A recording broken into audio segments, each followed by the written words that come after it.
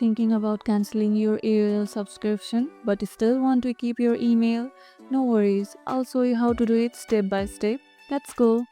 First, open Aerial Mail and log into your account. Here at the top right corner, you can see the settings icon. Tap on it. Now tap on More Settings. You will see many settings option here.